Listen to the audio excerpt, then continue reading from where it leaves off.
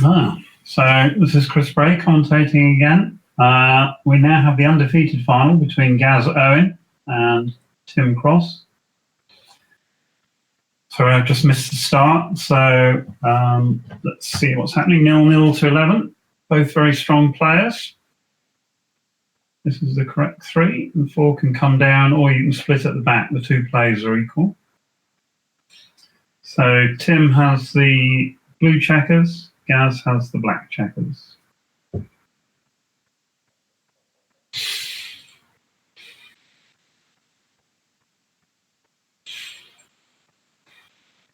An ugly number. May hit twice, or can make the 4 point. Close call. So 4 is obviously clearly going to hit. The 3 will run away to duplicate 3s and make sure that back 6s are not any good.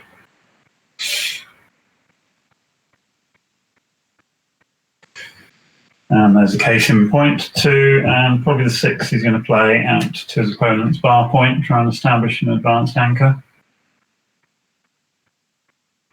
Interesting choice. Maybe figuring that because he's so far behind, he doesn't want to give his opponent the opportunity. Or sorry, he wants to make sure he makes a rear anchor. Now 5. Sorry, the screen has just gone momentarily a little small. So this is 4 and 1. So you could hit to protect the slot, which is probably correct. And here we go. He's going to keep hitting now until an anchor is established. Somebody fans. Typical early game skirmish.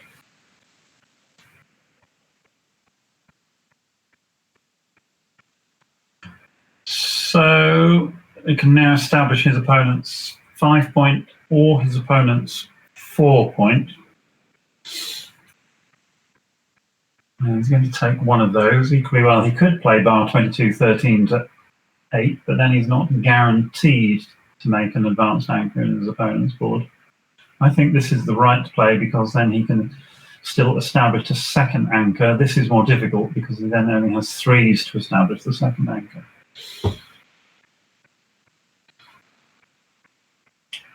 Three and 1. Looks like pick and pass, unless I can't see anything more subtle than that. He could elect not to hit, but equally well taking that spare checker off the 8 point could pay long-term dividends. So he's going to come in on the 23 point effectively and make the 5 point here. Yeah.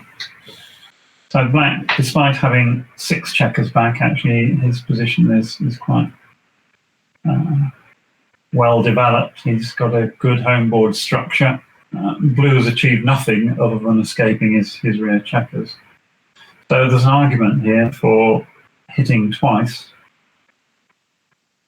and getting some of those blue checkers in play, which is precisely what Tim has done. So double tiger, which basically means to hit 2 blocks but leave 2 blocks in board.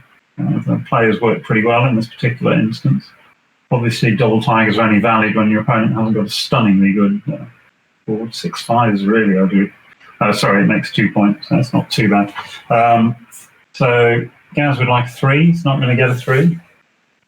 So he's going to play for contact, but the 1 is awkward if he does this. Where's the 1? He's not going to break his board, surely. He is going to break his board. I'm not convinced that breaking the board just to do this is right. But again, that's a play that requires a much deeper analysis. So he's certainly going to make the 4 point here. He's probably going to make it twice. But his opponent's play of the 1 in the last thing, yes, gives him some flexibility, and I think now this is correct. His opponent's got 6 checkers black. He can hardly execute a blitz. Blue needs some stepping stones to bring the checkers home. And of course, sometimes he doesn't even hit. So 1. Gaz doesn't mind being hit again. But I don't think he wants him to make the bar with the tempo, so I think this is probably the right 3.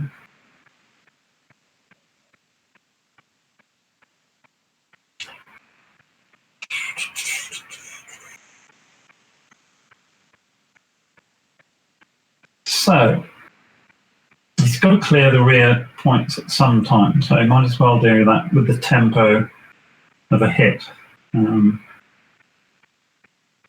You can do this, which only leaves 1 blot.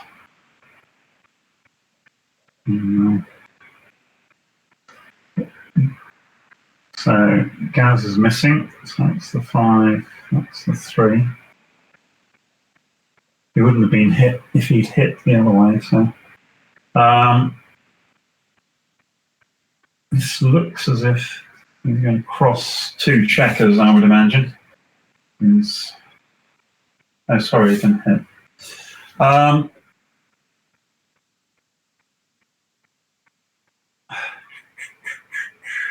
Is it time to hit? Oh, sorry, wrong player on roll. Wake up, Chris.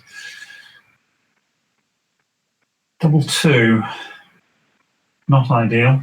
Now I could switch to the 3-5 game. Given his timing is somewhat tenuous for a 1-5 game, and the 3-5 game will generate shots earlier. It could potentially be correct now to come up from the 24 point to the 22 point. This 1-5 game, basically, it is a back game, but it's defined as really it's an ace point holding game with extra chances. So it's open to question as to whether.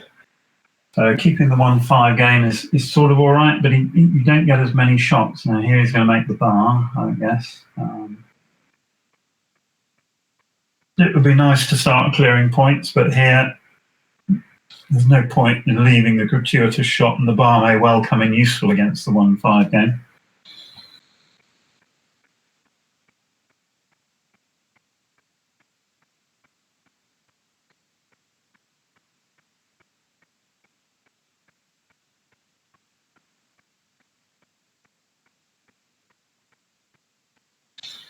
Yeah, this looks logical. And then if he can, he'll clear the 9 point next time. Gaz is sort of ready. Now, because he didn't step up with that other double 2, this is a brilliant case in point. Tim has been able to make the 3 point. Gaz's timing is not ideal here, so yeah, and I think this is a perfectly correct double. Most of the time these are drops. So let's just have a look at this.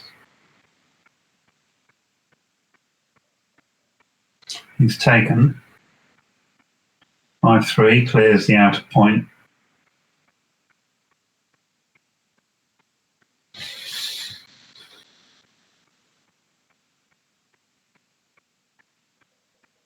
And the take was correct, at least according to XG.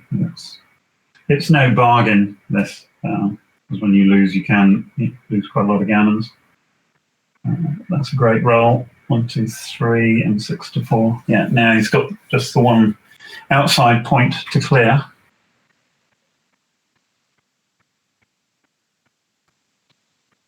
Five and 2.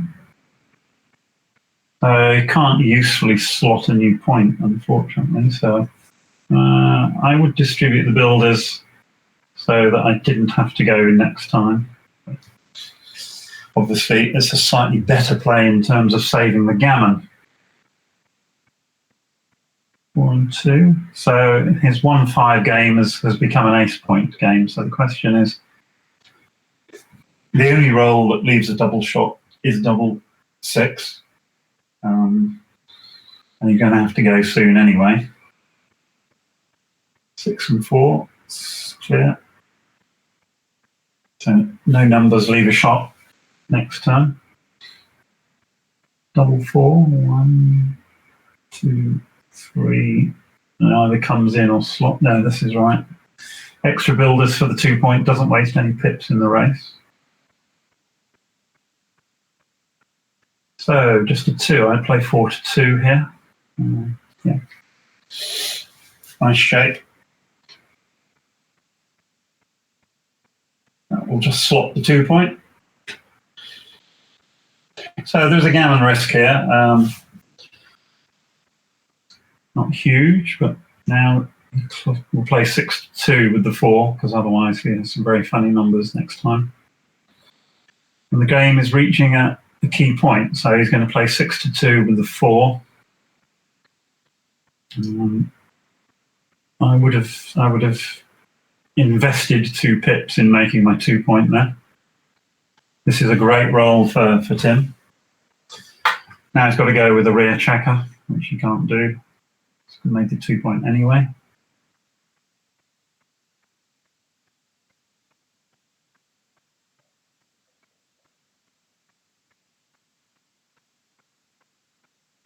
It's a nice number. So he's in danger of 4-3, 5-3, 6-3 next time. If he doesn't roll one of those, he's going to have some fairly plain sailing. 4-3. It always happens. Now the question is, how do you play the 3 in this situation? You can either take another checker off, so he'll then have 6 checkers off and be safe for another roll. You can hit with a 3, but then he potentially risks, if his opponent were to fan, for example, he could still be there. A block could still be there next time. And Bob Wattell has written a book around positions like this, called In the Game Until the End. And it depends on the number of checkers off, where the extra checkers are, and a number of other things.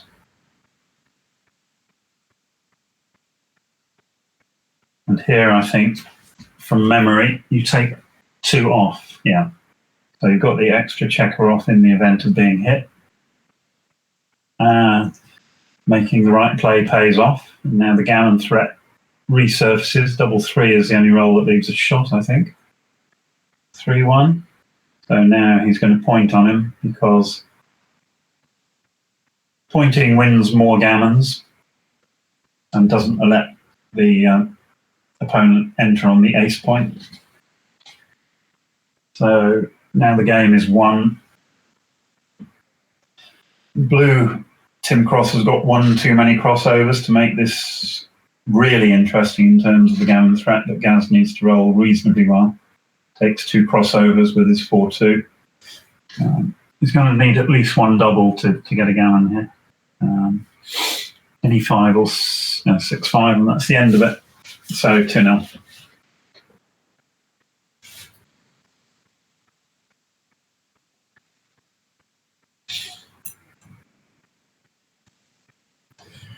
So first blood to Tim.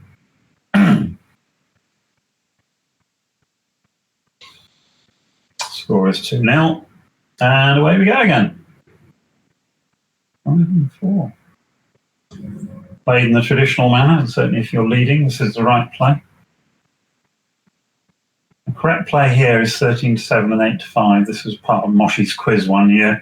So if you play 24-18, 8-5, then there are 35 return hit numbers. It's much less if you play it this way. Most people know this. But again, unless you've learnt it, you could easily go wrong. So it's a nice roll for Tim. He can make the anchor.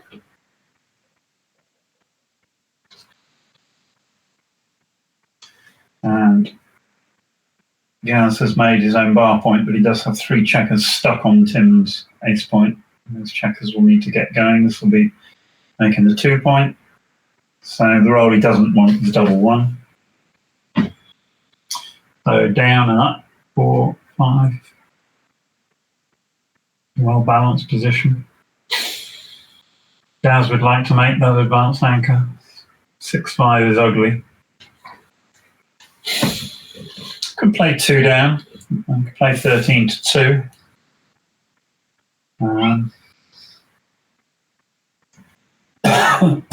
5 is the same in all variations.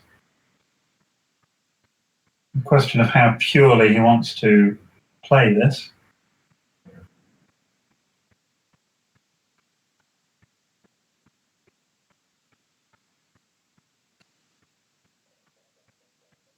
You could also come out with 2.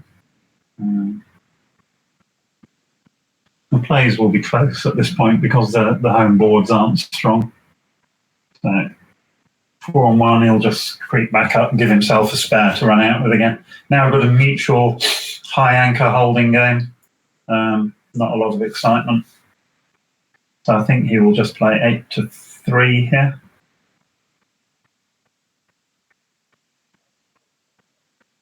This is also okay. 5-4, I think you just run the spare check around, because then if your opponent hits, he has to give up his bar point anchor to do so, and he's got no home board to contain a hit checker. So 6 and 1, yeah. So who's going to roll the first big double? That's today's question. That will just start the 4 point.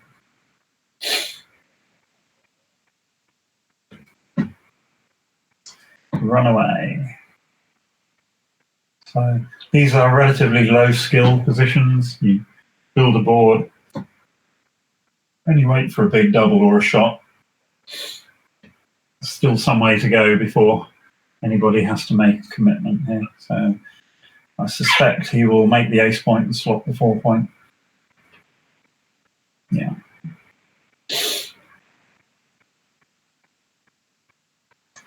Five and 4. This could be time for 2 down. You don't really want to give up the midpoint. You could make the ace point and see what your opponent does. 5. Certainly not 6 to 2.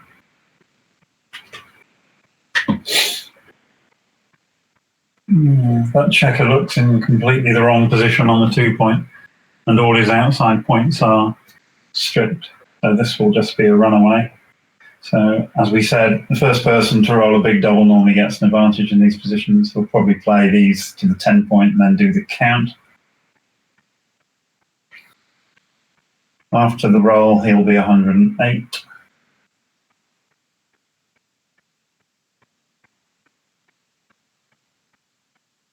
He'll be 6 pips ahead. Blue will be 114. So given that when you're ahead in the race, it will be correct to play these 2 checkers to the 10 point.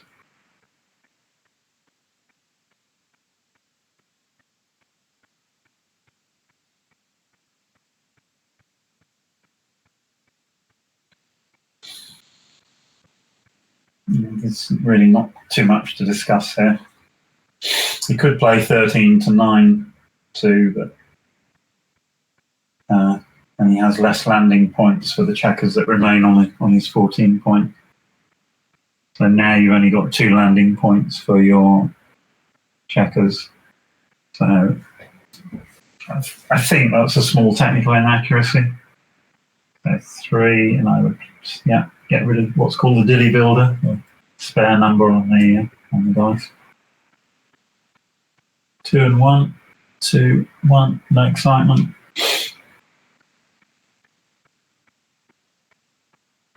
So this is going to be 2 down. Certainly isn't. He could play 8 to 3 and 5 to 1, but what's he going to do next time? And the race is very close. You want to build a perfect board. So this looks correct. Double 2, good number. And it can be time for some sums again.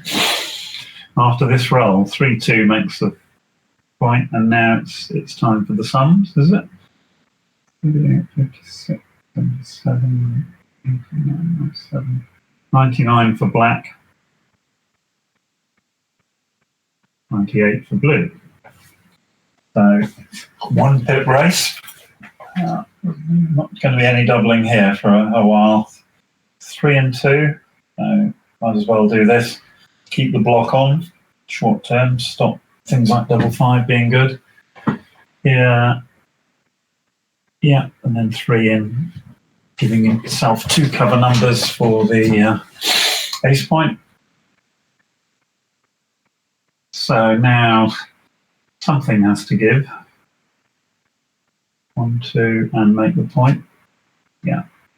This seems logical. The race is very close, so you don't clear from the rear in these situations.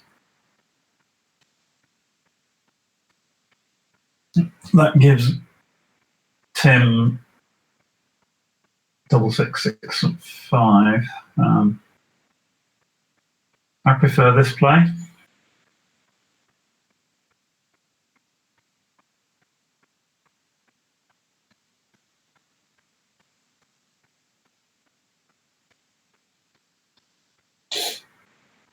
It will be relatively close in equity, but one of these plays will be right, obviously, and one will be not quite so good.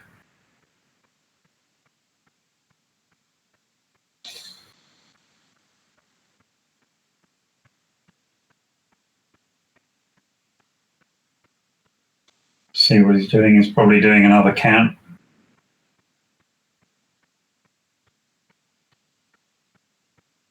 Played for purity.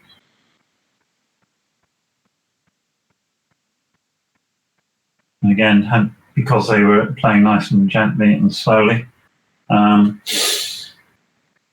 his initial play of 8-6, 8-2 was marginally better than clearing the points here. So 89 plays. Okay, so it's just to there, right. I think I prefer the other play because you don't want gaps, and you particularly don't want a gap on your 4 point when you're bearing off. So I think 6-3 will be the right play here.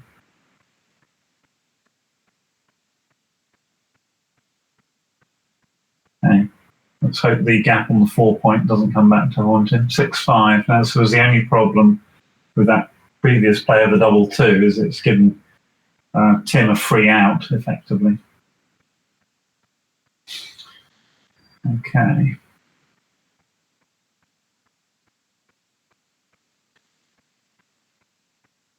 '78 plays.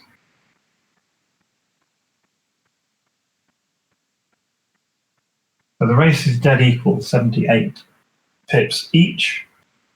According to one of the commentators on the World Championship final, this is known as a Bangalore breakdown, a phrase I had never heard before. So where that came from, I have no idea, but it's a sort of nice, catchy little phrase to describe an even race.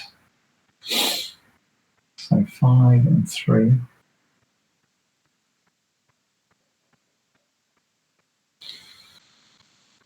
It's not that good. 2 and 1, 2, 1. I think technically it should have been 10-9, so that double 3 got 2 checkers in and took a checker off, but I might be being somewhat overly pedantic with that analysis. That will be 4 in, 3 to them, 4 in, 10-6. So as you can see, the positions are exactly equal, which means black is a favourite because he's on roll. 4 and 3, but the problem is for black that blue owns the doubling cube, so with any reasonable turnaround the cube will be coming back, whereas black must win by rolling good dice. You can never have access to the doubling cube. Double 3 is very good, so I think that's equalised the checkers off. Double 6 unequalises matters. So now Tim will need a big double of his own. That's a big double. He would have liked a better one. And I think 5-1 with the other one. He may yet roll 3 ones. So 5 and 3, so he's missed. The 3 was important. 6 and 2, so this is 7 checkers each, so it's closer than you might have thought. 6 and 3. So 4-3 is blue's worst roll. 6 and 2 is okay. He's still in the game, but he's going to need a double. Not all his doubles are working doubles. So double 2 would be a real mess. 2 and 1. Basically, he's going to take a check. He's going to need double 5 or better. double 5 or double 6 basically on the next roll. Nothing you can do about it, you just have to accept it. No, sorry, you can get double 4 by playing 5 to 3. No, you can't. No, it doesn't work. So if he plays 5 to 3 and 1 off, it's still double 5 because he's got 4 checkers left. If he takes 2 checkers off, double 4 doesn't work. Yeah. So Gaz is obviously a massive favourite here. And Tim is left with 2 numbers to make his day. And he only makes half of the required number, 5-1. That's 2-all. Match tied, 2-all.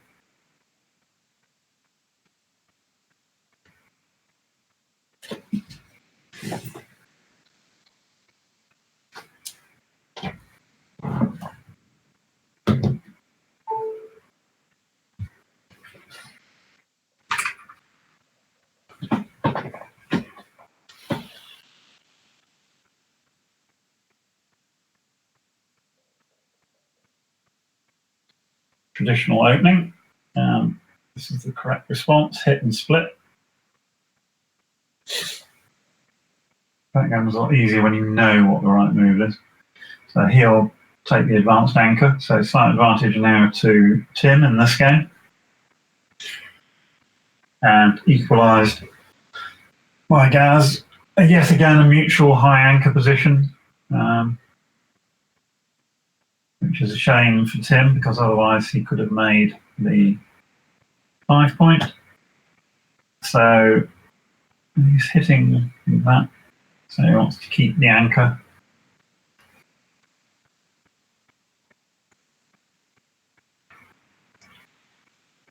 Two down, 2 and 5 down, I think. There's no need to give Tim a good 6 necessarily.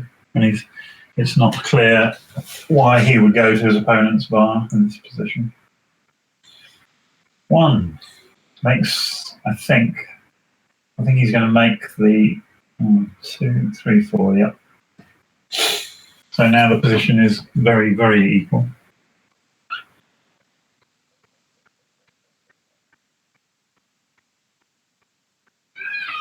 Three and 2, probably no need for any excitement here.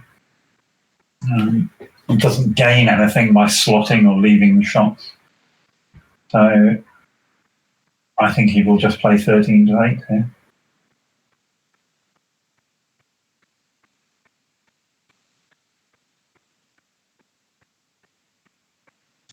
So again, to repeat, the strategy for high anchor games is to sit, wait, build your board, and wait for the big double.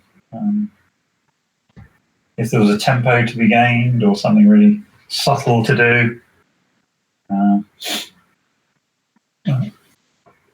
it's not clear to me that back checker should come up, nor that he should give a gratuitous 6 shot here. So this would not be my play. So now you hit because it gives you an advantage, basically. If he just played 13 to 8, obviously he knew he was going to roll double 1. 2, 3, now I'd slot the bar, yeah. He's tempted him off. The play has worked. 3-5 is an ugly roll. I think he's going to hit here. Everything else leaves multiple shots. And again, take half the roll away. So he's duplicated 1s. 3-6. So that exchange has resulted in Gaz making his bar point. Tim would like an ace. Doesn't get it. And again, we've got a potentially ugly roll here. So this looks like the 6, and the 4, unfortunately, is that he doesn't want a weakness in his home board while he's got a weakness in his opponent's board. You can't fight a war on 2 fronts. Several military generals have found that out over time. This doesn't look like a double. He's only got 9 checkers in the attack zone. If he rolls double 4, it's definitely his day. But other than that, I don't see this as being a double.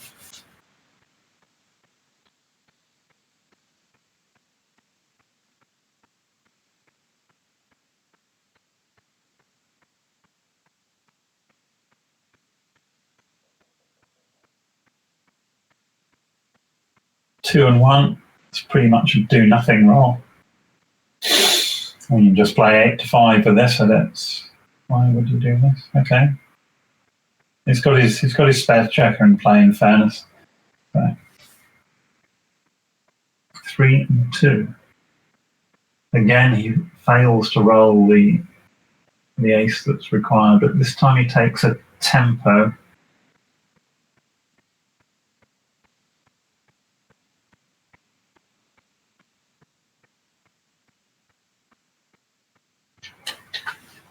Given that he's ahead in the race, does he need to do this?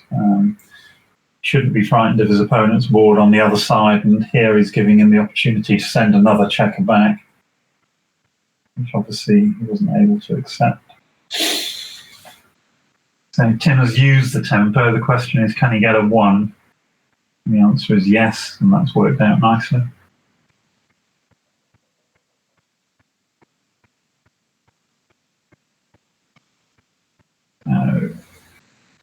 Yeah. Gaz could be accused of TMP here, which is too many points. There's an argument there for just running the checker, maybe off to the 8 point.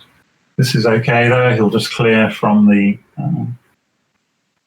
midpoint, I think. There's an argument also for 2 out. But normally, giving an up and anchor gratuitously is probably not the right idea. So here's going to make the 2 point, I think, and swap the 3 point. The alternative is just to play another checker down 13 to 6. So Tim's waiting for his big double. He'd like to have as strong a board as possible to prepare for that.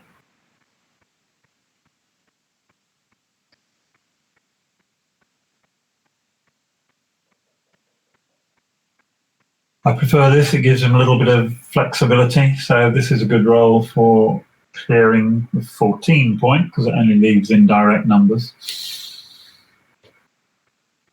You can come out with 20 to 14 and then play 8 to 5. So if you do this, I actually think you play 8 to 5, not 14 to 11 with the 3.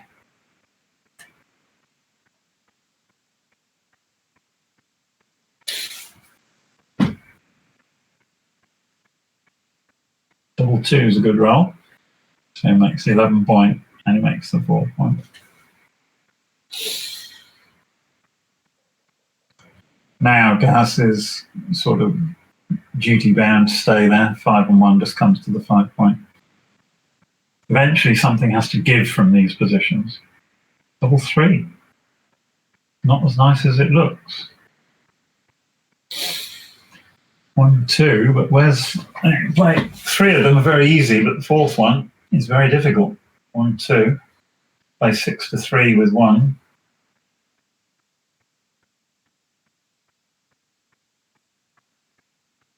Okay, this is pretty much forced.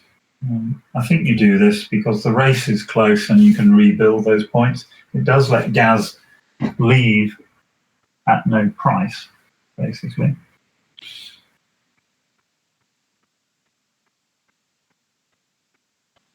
Gaz is 126 in the race.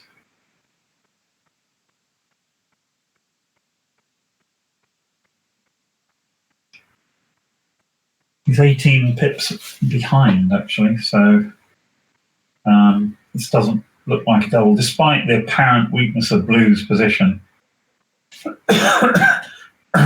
Barring a big double, that's a reasonable double, he's not actually going to lose his market. He probably still hasn't lost it, in all honesty. That's certainly 2 of them. 3. Well, I'm not sure you gain a great deal from this. He's not going to be running anyway. So he's given him a gratuitous double 6. 6, 2. He's not going to hit. So 6 and 2. No. Yeah. And he still hasn't got a sufficient racing lead to be able to double this. I don't believe.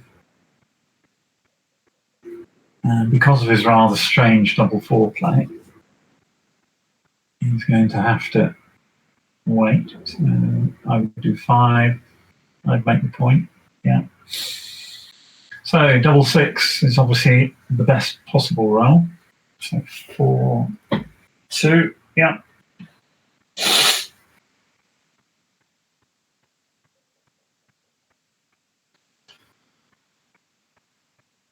One, 2, 3.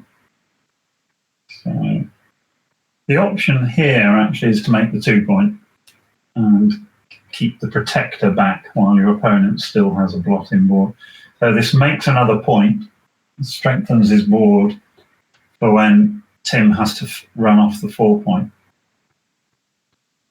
So as like the last game, if he brings the rearmost checker home, he gives his opponent a free 6-5 play, plus obviously double 5 and double 6 anyway. I think there's a good argument here for making the 2 point. Again, it only leaves 12 as a hitting number, which is a winner in any event.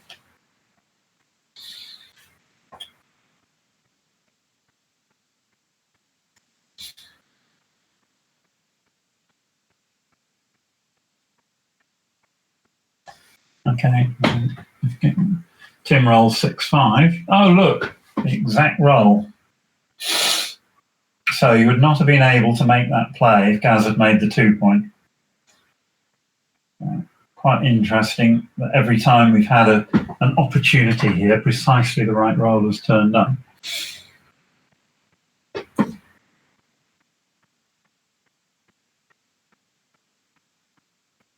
Blue is 81 in terms of a pip count.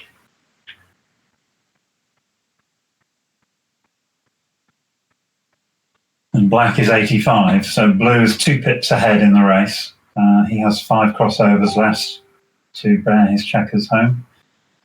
So he's now 13 pips ahead.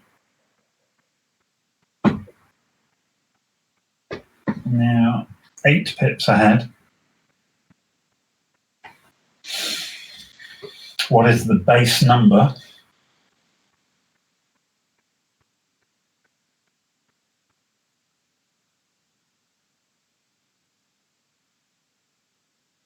Four for blue, but he has 3 checkers on his ace point.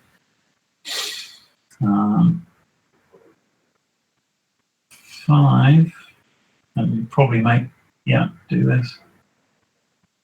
So that will stop the cube for a moment or two. And that is going to be the end of this particular game. Barring Gaz rolling double 5 or double 6. No, that'll be the end of this one. So Tim will now take the lead.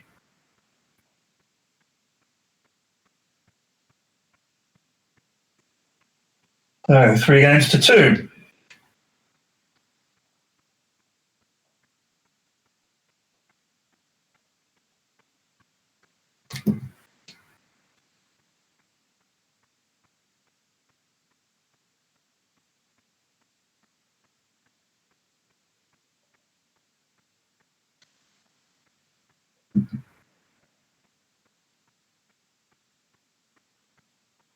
Five, 4.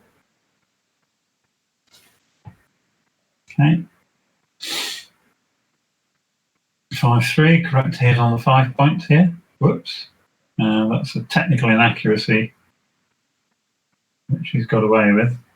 So when your opponent splits and you roll 5, 3, you take a tempo away from him by hitting on the 5 point. This is something the bots have taught us. 3 and 2. It might be worth a hit here. Look at how your opponent's 6s play if you hit. And the answer is that most of black 6s play poorly if you hit, and most of them play well if you miss. Not really a huge amount of difference, but blue has the better board, so I believe that hitting this 3-2 is correct here. Hit on the ace point. Yeah, all played Tim. 2, or 4. We can keep the rear checkers connected by playing in. And so these are close calls. So double 4. So 2 up and make the 9 point, I think. Optimal use of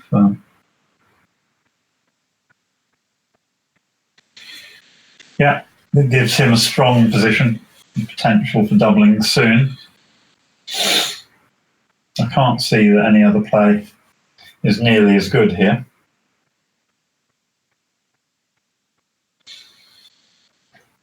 Gaz needs to button up a few things. You can button, but without any beauty. So he can play 13 to 10. At the risk of leaving a 2-shot, he has a much improved position. That's better than just saving the blocks. Double 5. So that's going to be 2 of them. I think he's going to do 1. He's going to come 1 down 1 and then make the 4 point.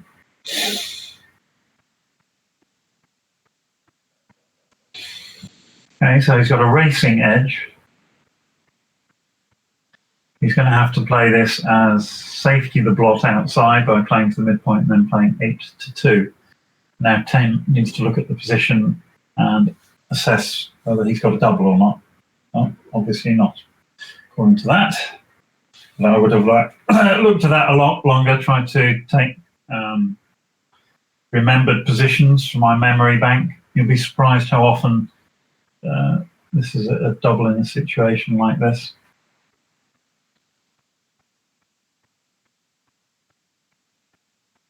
Mainly because your opponent never gets a chance to redouble very quickly because you hold the anchor, and yet you win a lot of gammons here because black has no anchor.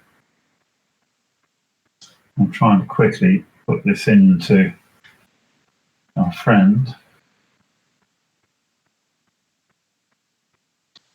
Oops, amazing. Where's that going? Oh.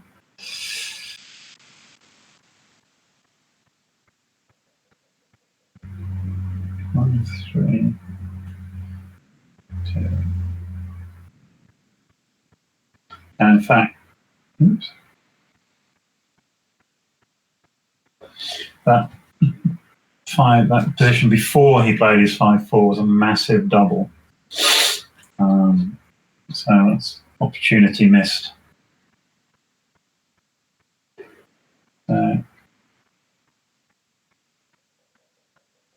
Again, sorry, I didn't have time to look at the resultant position, but now this has got to be a double. He's got so much power in the attack and so many gammons to win. Any one combination of 1s, 2s, and 6s are great, plus some of the doubles.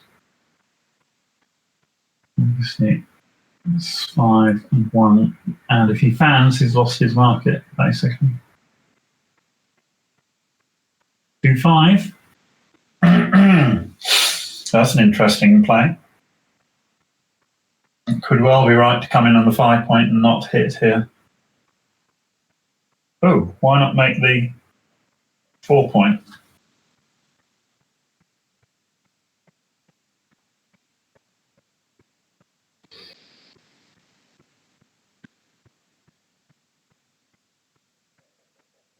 Oh, sorry, I didn't see the 1.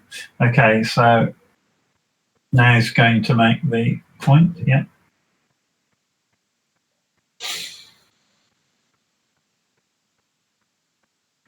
So, hit and come up.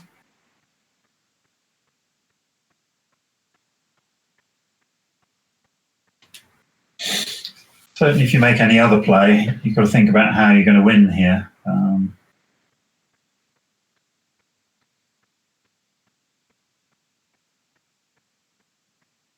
When in doubt, hit. Yeah, this must be right. Okay, yes, he gets hit and maybe loses, but then he just loses more quickly than he would do in the other variations. Now you double. Yeah. Good double, if late.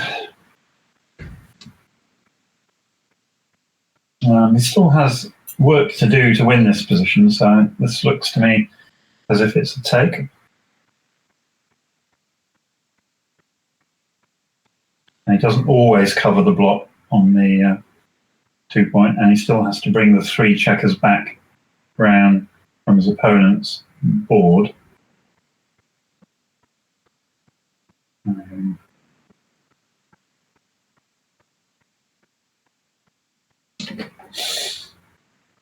So, in fact, he has a great deal of work to do to win the position. Even if he makes the point, the first 5 by black gives him quite a good position, and obviously he's favourite to roll a 5 in 2 rolls. And there are some horror numbers here, like double 5. So we will try and quickly put this into extreme gammon if the guys give us long enough. And he's taken, which is correct, I think. Let's have a look. And in fact, extreme gammon doesn't even like the double. So he thinks he needed to cover before doubling. But even now, odd even number combinations can cause him a problem. So 4 is out. 1 is there, yeah. And you can see that he still has a lot of work to do to bring the position home.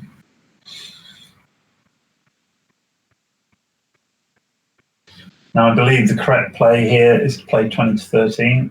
If you do this, you leave yourself susceptible to the odd number combinations. And one of the things the bots have taught us is that you flee from your opponent's board whilst he is on the bar, because all the blacked outfield points are stripped, and if he hits, you get a lot of return hits. So the classic demonstration would be to roll double 5. Now that is a classic demonstration because he wasn't able to move either of the rear checkers. 5, this is not the time to leave any gratuitous shots. So he's going to have to play either 3 to 2 or 2 to 1. So I believe that was an error of technique by Tim in that game.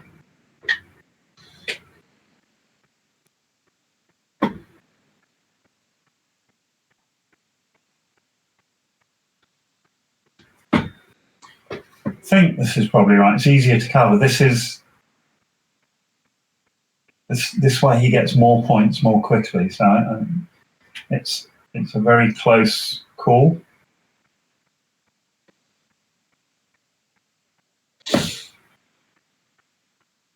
Ooh, and that's a classic demonstration of why he should have run with 20 to 13 a couple of rolls ago. He would not have faced this particular problem had he made the right play. So 3. You can come out with the 5 and only leave 6-4. Yeah. Now, any 4 or 6 puts him under pressure. 3-2 crashes another point.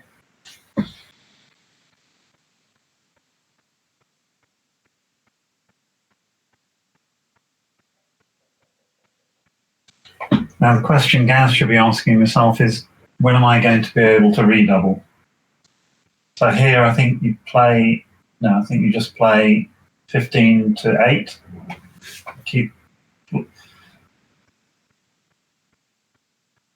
There's an argument, obviously, for staying all the way back, but he's got a lot of attack numbers anyway, and Tim has got no board. So he's got to go 4-3.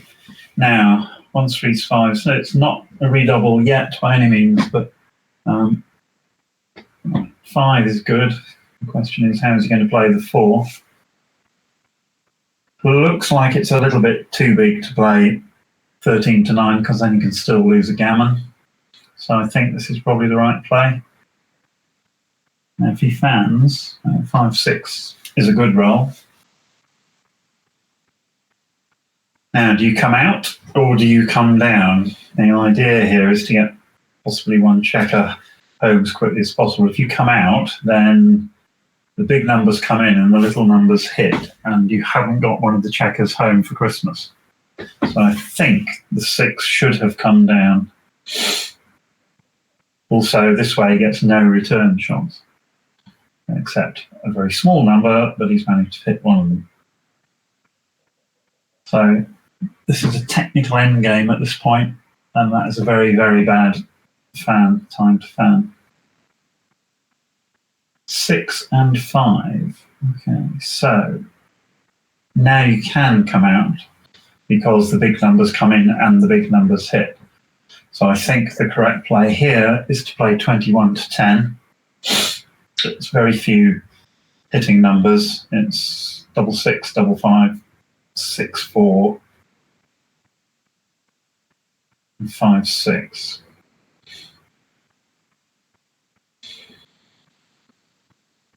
If you play just 12 to 1, then the soldier who's left on the 21 point has got a long journey to make. So I think this is the 6. And again, I would cross with the 5. That duplicates the big numbers.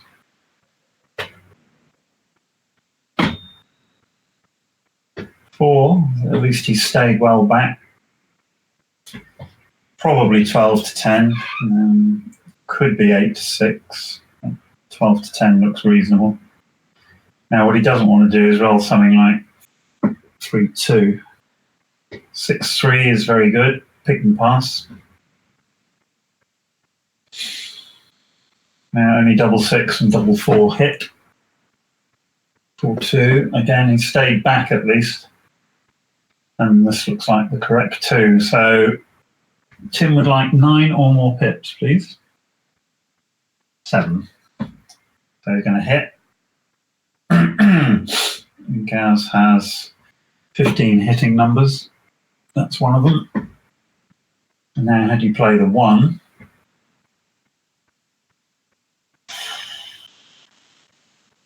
I think this is reasonable if Tim rolls 5. Oh, 4 6. Wow. Certainly the dice gods are with him at the moment. Oh, 6 4. Wow. Both sides now rolling extremely well. So the 3 is going to be forced. And the 2, he is going to play like that. So 6s and 8s, 21 hitting numbers. That's one of them.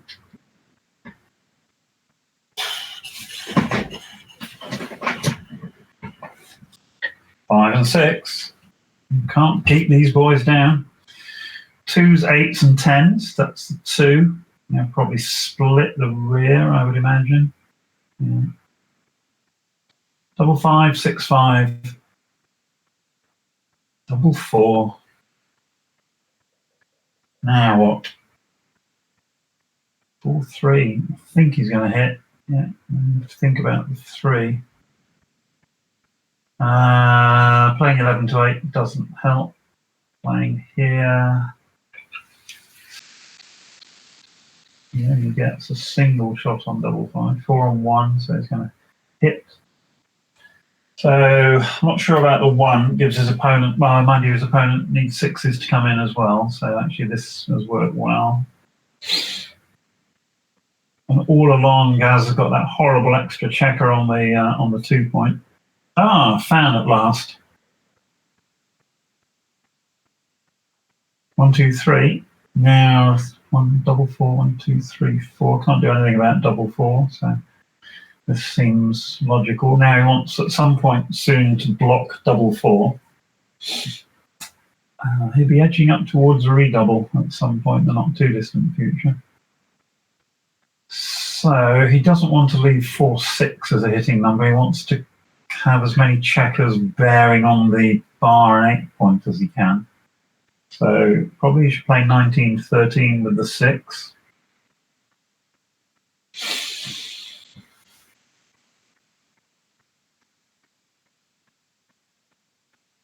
I like this, and then where do you play the 1? I don't think you play 18 to 17 to 16 because that gives a double hit with 4 4. So he's taking a risk here. He's giving it 4 6, so 4 2. but the advantage, obviously, is that he now hits with two numbers, 4s and 6s, as opposed to just the one. So there's the 4. Now, where do you bring the 2 to? Don't bring the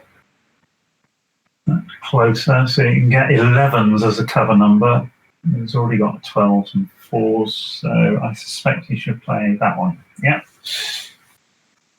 Now, if he fans, we're going to have an interesting situation. 1 and 2. Even now, Gaz should be thinking about redoubling. It's very hard for Blue to get home here. If Gaz makes his 4 point, it's probably going to be double past the following roll, but equally well he's not favourite to make the 4 point. But here it comes. And instant decision, so either Tim knows these positions back to front, or he's played too quickly, so it's one of the two. So he can stop being hit twice with 3-6. So I think that's too many blocks. You could argue for 18 to 14, 13 to 10. So that if he does hit the 3, then his exit with 6s is blocked.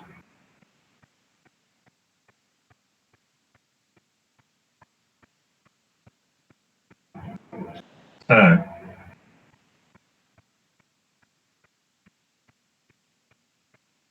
this requires some thought.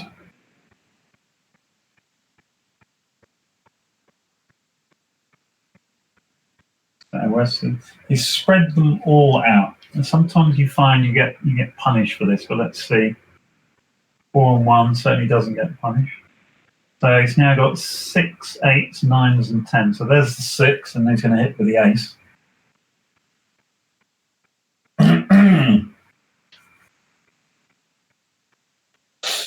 Now, of course, Gaz could win a gammon here. It's unlikely, but it could happen.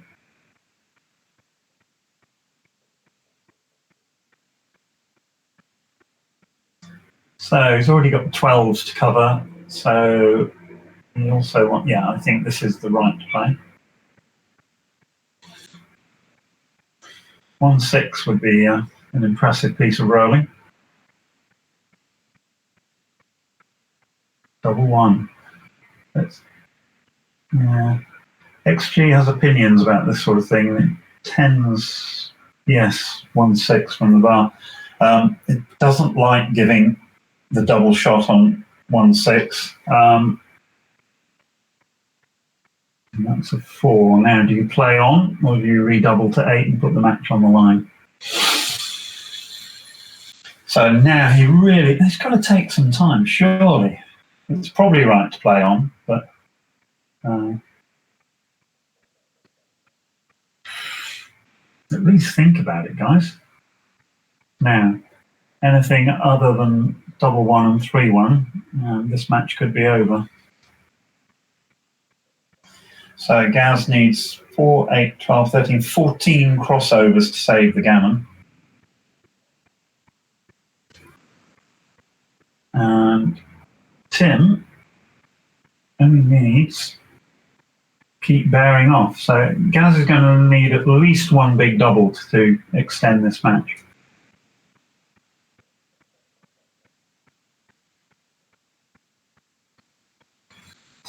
He's got to keep taking crossovers, but there he only got one crossover out of his 2 dice. 6 and 5, so 5, 9, so 5 rolls. So 1, 2, 3, 4, 5, 6, 7. Definitely is going to need a double to save the gammon here. So that double 1 by Gaz was played very quickly. So yet again, I exhort you to take your time when playing this sort of position, because small differences matter hugely. Okay, Tim was very lucky to roll his 1-6, but that's the way things go sometimes. Leaving only one shot with 1-6 would have made a huge difference.